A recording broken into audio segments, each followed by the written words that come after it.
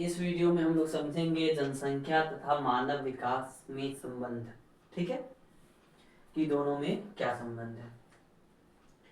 तो सबसे पहले हमें पता है कि भारत की जनसंख्या क्या है, काफी तेजी से बढ़ रही है ना। और दुनिया में प्रथम स्थान रखती है जनसंख्या के मामले में, है ना। जैसे जैसे सब जनसंख्या बढ़ती है वैसे वैसे हमारे लिए चुनौती बढ़ती जाती है कि किस तरह से हम विकास को क्या कर पाएंगे, समन्वित कर पाएंगे, है ना। हम इसे अब शुरू करते हैं। ओके, सबसे पहले मान लीजिए कि एक जनसंख्या तथा मानव विकास को समझने के लिए हम एक उदाहरण लेते हैं। ठीक है, मान लीजिए कि एक नाव है। क्या है? एक नाव है ना। और इस नाव पे 5 लोगों की बैठने की क्षमता है। 5 लोगों की बैठने की क्षमता है। ठीक है, और क्या करते हैं कि इस नाव पे, एक नाव पे हम लोग 10 लोगों को बैठा देते हैं। 10 लोगों को बैठा देते हैं तो फिर क्या होगा? अगर 5 लोगों की कैपेसिटी है नाव की, अगर हम 10 लोगों को बैठा दे तो क्या होगा? नाव के डूबने का खतरा बढ़ जाएगा। डूबने का क्या हो जाएगा? खतरा बढ़ जाएगा, है ना। और जो भी यहाँ पे लोग बैठे हैं, है ना, इन लोगों को अच्छे से भोजन नहीं मिलेगा, बैठने का सुविधा नहीं मिलेगा, है ना। तो ये क्या हो जाएगा, हमारे लिए समस्या उत्पन्न हो जाएगी।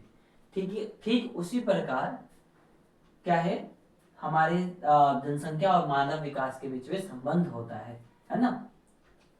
अब मान लीजिए जो नाव है आपका, ये है देश का संसाधन। नाव जो है आपका है देश का संसाधन।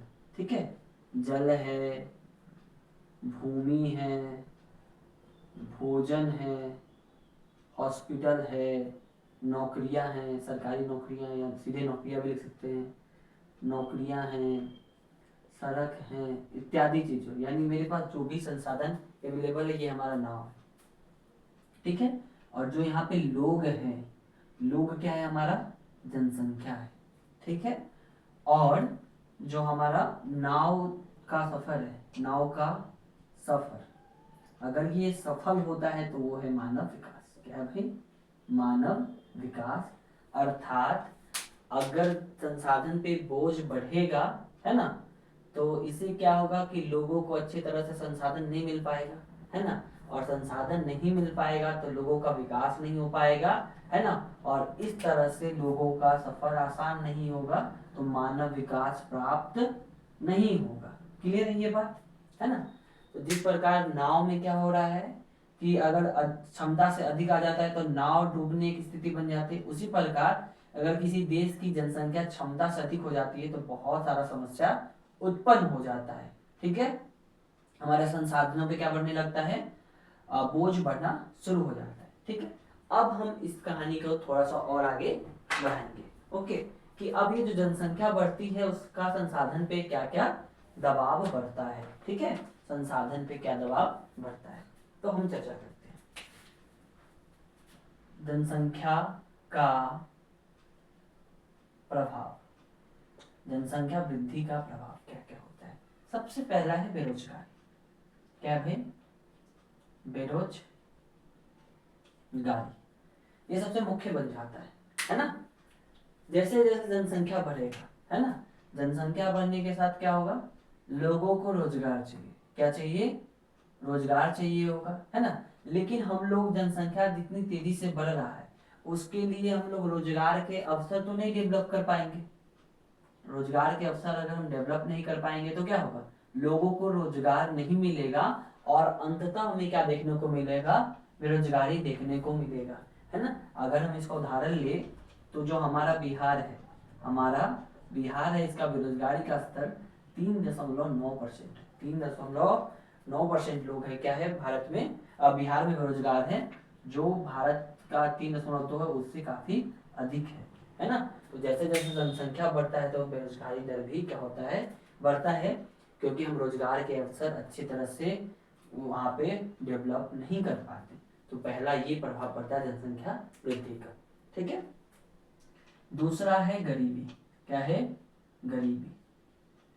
जैसे जैसे जनसंख्या बढ़ता है ना, तो संसाधन पे दबाव क्या हो जाता है, बढ़ जाता है। संसाधन पे दबाव बढ़ता है जिससे लोगों के पास संसाधन की क्या हो जाती है, लोगों के पास संसाधन की कमी हो जाएगी। संसाधन की क्या हो जाएगी, कमी हो जाएगी। और जैसे ही संसाधन की कमी हो जाएगी तो लोग कैसे हो जाएंगे, गरीब होते चले जाएंगे, है ना। इससे गरीबी बढ़ना शुरू हो जाता है। लगभग बिहार का 15.73% आबादी हमारा बीपीएल यानी बिलो द पॉवर्टी लाइन है, यानी गरीबी रेखा के नीचे है ना। जिससे हमें क्या पता चलता है कि जो जनसंख्या बढ़ा उसका क्या नकारात्मक प्रभाव पड़ा। ठीक है, उसके बाद हमारा तीसरा जो प्रभाव है वो संसाधन पर दबाव, संसाधन पर दबाव बढ़ता है। ठीक है, अगर जनसंख्या अगर किसी क्षेत्र का बढ़ जाएगा, संसाधन तो भाई सीमित है ना, संसाधन सीमित है तो जनसंख्या तो कम गया है ना, लेकिन संसाधन क्या है हमारे पास, सीमित है।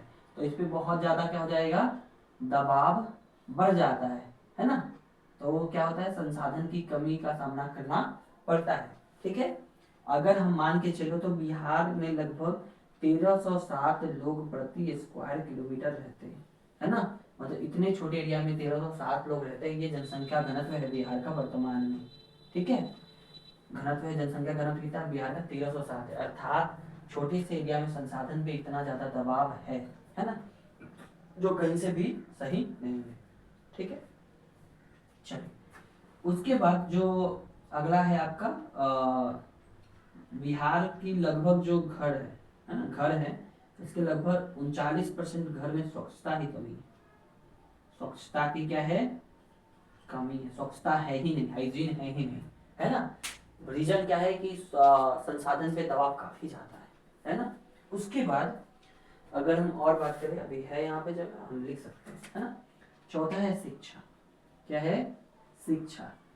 अगर जनसंख्या काफी तेजी से बढ़ता है तो हम लोगों को क्या कर सकते हैं, अच्छी शिक्षा नहीं दे पाते हैं, जिस वजह से क्या होता है कि हमारे शिक्षा पे दबाव बढ़ता है ना। अगर इसको हम उदाहरण से समझे तो बिहार में लगभग 27.2 बच्चों पे केवल एक ही शिक्षक है ना। यानी ये है आपका बच्चों का और ये है शिक्षक का अनुपात इतना ज्यादा अधिक है, क्योंकि जनसंख्या दबाव काफी ज्यादा है ना, जो WHO के अनुशंसित दर से काफी ज्यादा है। उसके बाद अगर हम मान लें कि जो स्कूल छोड़ देते हैं पढ़ाई, है ना, तो लगभग 10वीं के बाद लगभग 39.7% बच्चे क्या हैं, अपनी पढ़ाई को क्या कर देते हैं, छोड़ देते हैं, क्योंकि उनके पास क्या होता है, रोजगार का अवसर नहीं होता, संसाधन कम होने की वजह से, गरीबी की वजह से उनके पे क्या होता है, दबाव होता है। समझ में आ गया है ना। अब अगली है स्वास्थ्य सेवाएं, पांचवा क्या है भाई, स्वास्थ्य सेवाएं। ठीक है, अगली क्या है, स्वास्थ्य सेवाएं। ठीक है, अब जैसे जैसे जनसंख्या काफी तेजी से बढ़ा, है ना, तो जनसंख्या विस्फोट होने के बाद क्या होगा कि सभी लोगों को स्वास्थ्य सुविधा आसानी से उपलब्ध कराना हमारे लिए काफी कठिन बन जाएगा, है ना। और ऐसा सर्वे बताता है कि बिहार में प्रति 1000 पे केवल 0.7 डॉक्टर ही हैं। 0.7 पे केवल एक ही डॉक्टर है बिहार में। ठीक है, उसके बाद WHO क्या कहता है आपका कि कम से कम एक होना चाहिए। कितना होना चाहिए, 1000 की जनसंख्या पे एक डॉक्टर होना चाहिए, और भारत में कितना है भाई, 0.7 है। गलती से बिहार बोल गए, क्षमा प्रार्थी है।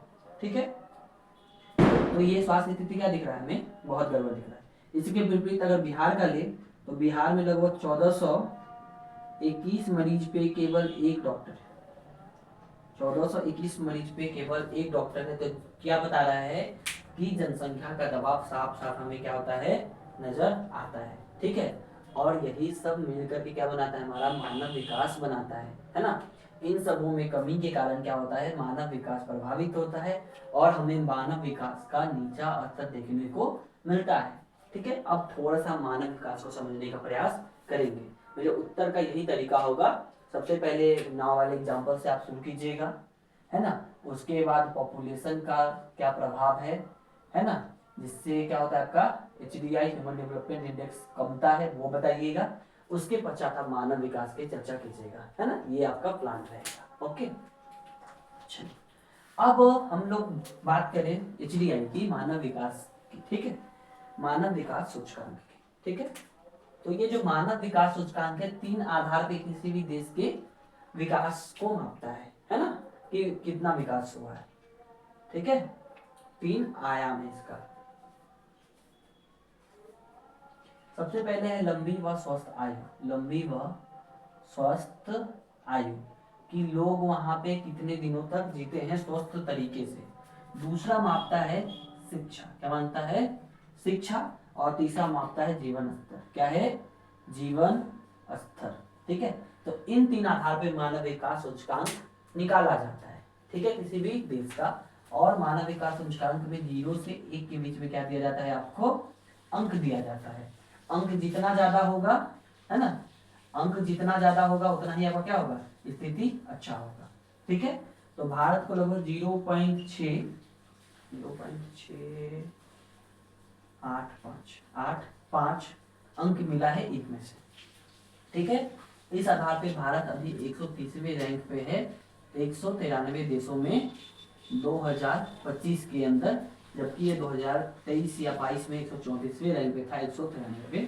थोड़ा सा स्थिति में सुधार हुआ है, लेकिन अपेक्षाकृत क्या है आपकी, भारत की स्थिति क्या है, काफी कमजोर है। तो ये भारत की स्थिति आपको देखने को मिलती है मानव विकास में। ठीक है, दूसरा जो हमारा बिहार है। ठीक है, बिहार में मानव विकास का स्तर काफी, देखिए पर्सनली बिहार के लिए मानव विकास सूचकांक नहीं निकाला जाएगा, केवल ये देश के लिए निकाला जाता है। फिर भी हम लोग उससे अनुमानित करके बिहार का खुद से निकालते हैं। ठीक है, तो इसमें लगभग बिहार को नंबर देते हैं 0.573, है ना, 0.573 नंबर देते हैं कि बिहार का ये क्या है, इतना नंबर मानव विकास सूचकांक के स्तर पे मिलेगा, है ना। और इसका बिहार का देश में 36वां स्थान है, 36वां स्थान है। और जो ये मार्क्स आया है इतना नंबर, ये पाकिस्तान के समकक्ष है, पाकिस्तान के समकक्ष है ना। अर्थात हमें क्या दिखाता है, बिहार में स्थिति काफी क्या है, दयनीय है। क्या है, स्थिति काफी दयनीय है मानव विकास के स्तर पे। ठीक है, तो इसे क्या है, हमें सुधार करने की आवश्यकता है। तो मानव विकास समझ के अब हम मानव विकास और जनसंख्या के बीच में हम क्या करेंगे, संबंध को जानने का प्रयास करेंगे। क्या जानने का प्रयास करेंगे, संबंध। मानव विकास एंड पॉपुलेशन लिंकेज आपस में एक दूसरे से कैसे जुड़े हुए हैं। ठीक है, तो मानव विकास और पॉपुलेशन को हम समझने के लिए हम 2 चक्र को समझ सकते हैं, है ना। एक तो आपका चलता है दुष्चक्र।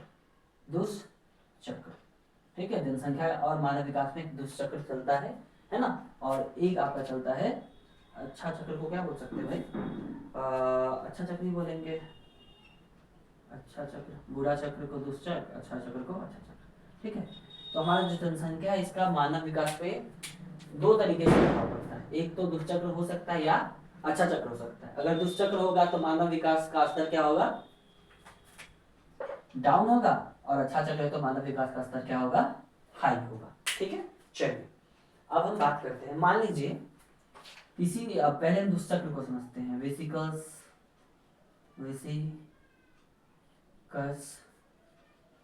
साइकिल ऑफ पॉपुलेशन, जनसंख्या का दुष्चक्र। ठीक है, तो अगर जनसंख्या तेजी से बढ़ी, तेज वृद्धि हो रही है किसमें, जनसंख्या में। ठीक है, तो इससे क्या होगा कि संसाधनों पे दबाव बढ़ेगा, संसाधनों पर क्या बढ़ेगा, दबाव बढ़ेगा। संसाधनों पे क्या बढ़ेगा भाई, दबाव बढ़ेगा। ठीक है, इससे क्या होगा, आपका स्वास्थ्य व शिक्षा का क्या हो जाएगा, अभाव हो जाएगा, कमी होगा। स्वास्थ्य और शिक्षा का क्या हो जाएगा, अभाव हो जाएगा। इससे क्या होगा, गरीबी व अज्ञान। क्या होगा, गरीबी व अज्ञान होगा। गरीबी व अज्ञान होने से क्या होगा भाई, परिवार नियोजन नहीं हो पाएगा। क्या नहीं हो पाएगा, परिवार नियोजन की कमी देखने को मिलेगी। ठीक है, परिवार नियोजन की कमी होगी, फिर जनसंख्या क्या होगा, तेजी से बढ़ेगा और हमारा जो देश है एक दुष्चक्र में फंस के रह जाएगा। इस प्रकार क्या होगा कि हमारा जो मानव विकास है, मानव विकास नहीं हो पाएगा और हम विकसित नहीं हो पाएंगे। तो ये हमारा क्या है, विसिकल साइकिल्स बनता है किसका, पॉपुलेशन और मानव विकास के बीच में, कि एक हम दूसरे चक्र में जाकर के फंस गए हैं। ठीक है, एक बार अगर फिर से समझें तो जनसंख्या तेजी से बढ़ा, इससे संसाधन पे क्या बढ़ेगा, दबाव बढ़ेगा। संसाधन पे दबाव बढ़ने से स्वास्थ्य और शिक्षा का क्या हो जाएगा, अभाव होगा। ठीक है, सभी लोगों तक उच्च क्वालिटी की शिक्षा और स्वास्थ्य सुविधा नहीं पहुंच पाएंगी, जिससे गरीबी व अज्ञानता बढ़ेगा। और गरीबी व अज्ञानता बढ़ेगा तो महिलाएं अच्छी तरह से निर्णय नहीं ले पाएंगी और परिवार नियोजन की कमी देखने को मिलेगा।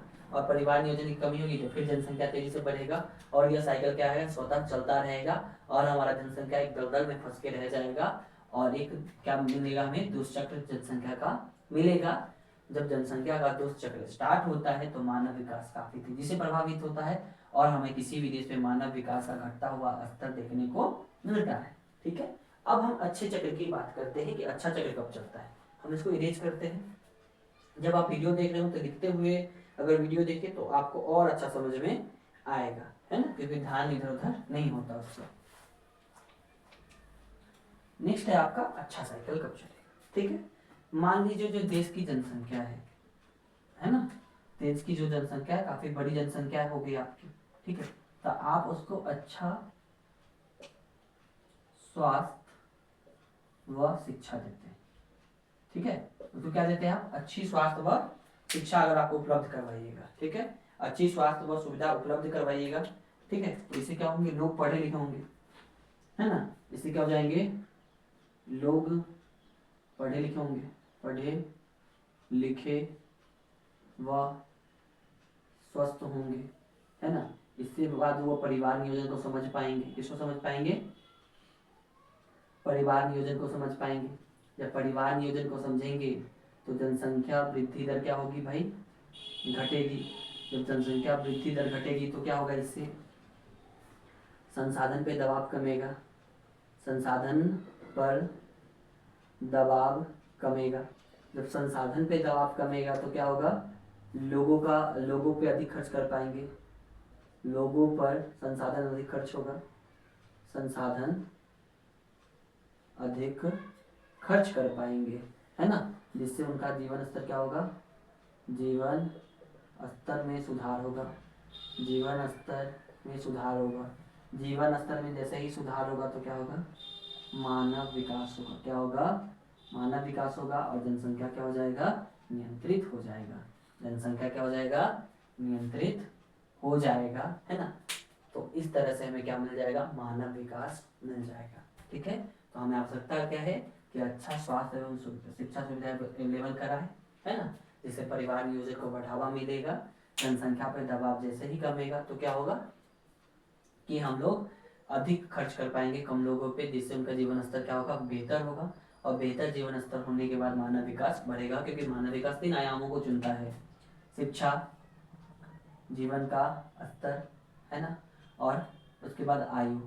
तो अगर सब कुछ बेहतर है, स्वास्थ्य सुविधा बेहतर है तो आयु क्या होगी, बढ़ेगी। ठीक है, तो हमने समझा कि इसका अच्छा चक्र क्या होगा, अर्थात आपको क्या देखने को मिल रहा है, मानव विकास देखने को मिल रहा है। ठीक है, ये सब कुछ समझ गए हैं। ठीक है, क्या हम कुछ अपनी तरफ से उपाय दे सकते हैं, है ना, क्या दे सकते हैं भाई, कुछ हमारे पास सुझाव हैं, इसका क्या समाधान है, कोई समाधान है कि मानव विकास को बेहतर बनाया जा सके पॉपुलेशन के साथ में। ठीक है, तो इसके लिए हमें दोहरी नीति बनानी होगी, दोहरी नीति। एक तो पहला है जनसंख्या को कम करने के लिए, ठीक है, और दूसरा है कि HDI मानव विकास को, HD ह्यूमन डेवलपमेंट, मानव विकास को बढ़ाने के लिए दोनों तरफ काम करना पड़ेगा, कि मानव विकास को एक तरफ बढ़ाओ, एक तरफ जनसंख्या को कम करो। अगर दोनों एक साथ कर पाएंगे तो हमारे लिए क्या हो जाएगा, बेहतर हो जाएगा। तो सबसे पहले जनसंख्या नियंत्रण का उपाय, जनसंख्या नियंत्रण का उपाय क्या करेंगे भाई, हम जनसंख्या नियंत्रण का उपाय करेंगे।